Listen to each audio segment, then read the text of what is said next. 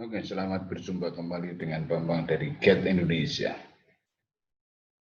Kali ini yang ingin kita sampaikan adalah berkaitan dengan sulitnya melakukan perubahan ataupun menerima perubahan di dalam pekerjaan.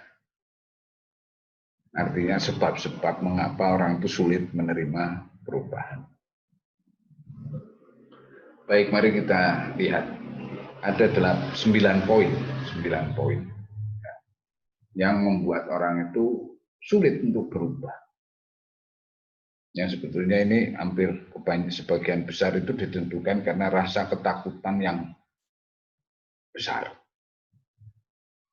Yang pertama itu adalah kehilangan pekerjaan. Jadi kehilangan pekerjaan itu seperti shock. Sehingga sulit untuk cepat beradaptasi, itu sulit. Sulit terima, itu pasti denial. Denial itu kok saya bisa kehilangan pekerjaan. Yang kedua itu kenapa perubahan itu sulit dilaksanakan. Yang kedua karena takut akan kegagalan.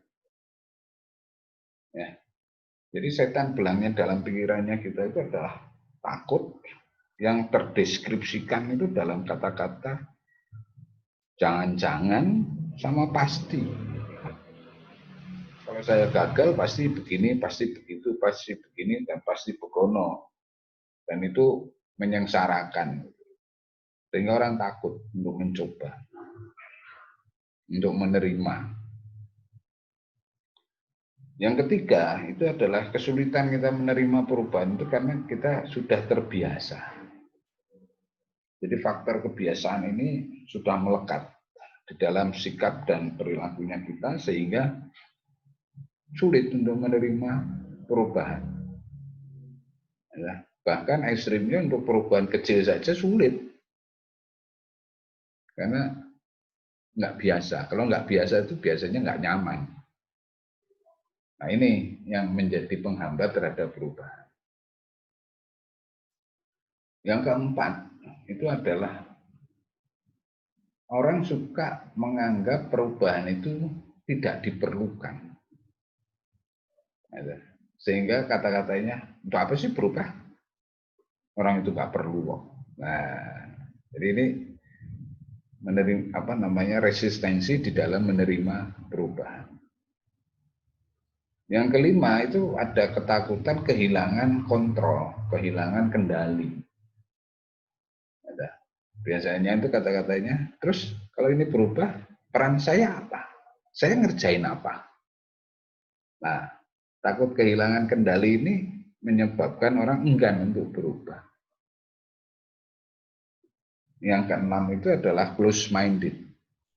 Ya, berpikiran tertutup. Jadi kayak kuda, kacamata kuda itu. Ya itu aja yang dia ketahui. Ya, jadi dia nggak mau belajar hal baru. Nggak mau merasa tidak nyaman, nggak mau repot. Nah, pokoknya aku kayak gini. Itu close minded. Nah, ini membuat resistensi terhadap menerima perubahan. Yang ketujuh itu adalah ketakutan akan sistem dukungan. Jadi seolah-olah perubahan itu akan dilakukan sendiri dan kita kesepian dan kita kerepotan sendiri. Nggak ada yang mendukung. Nah, yang kedelapan itu malas untuk belajar, enggan untuk belajar. Nah, maunya itu ya enak, kita nggak usah belajar, nggak usah nyoba-nyoba. Jadi ini comfort zone-nya atau zona kenyamanannya kecil.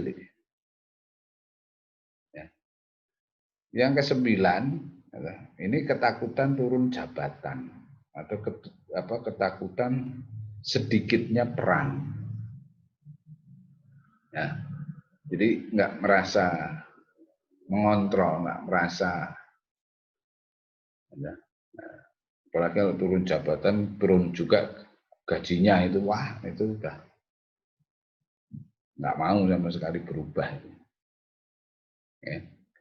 Nah, bagaimana agar penerimaan perubahan ini itu smooth? Ya, kesembilan ini harus diberesi. Artinya diberesi itu harus dicarikan solusinya agar resistens yang 9 ini mengecil. Syukur-syukur hilang menjadi malah berbalik menjadi dukungan. Oke ya, itu 9 atau alasan itulah yang menjadi orang sulit untuk menerima perubahan dalam pekerjaan ataupun dalam kesehari-harian. Oke ya, jadi mudah-mudahan informasi ini berguna dan bisa diterapkan di dalam kehidupan sehari-hari, baik itu untuk pengembangan karir ataupun untuk pengembangan pribadi. Terima kasih, mudah-mudahan bermanfaat.